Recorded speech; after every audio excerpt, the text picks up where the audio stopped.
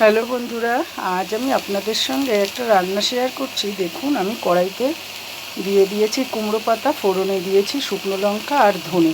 শুকনো লঙ্কা ধনেটাকে বেশ ভালো করে ভেজে আমি গাছে হয়ে বাড়িতেই গাছ আছে, সেই গাছ থেকে কয়েকটা কুমড়ো পাতা নিয়ে এসে আমি কিন্তু তৈরি করে ফেলছি কুমড়ো পাতা বাটা। আর এই বাটাটা খেতে কিন্তু খুব ভালো লাগে, গরম ভাতের সঙ্গে তো কোনো কথাই হবে না। আর এইবার আপনারা ঝালটা আপনাদের পরিমাণ মতো দেবেন।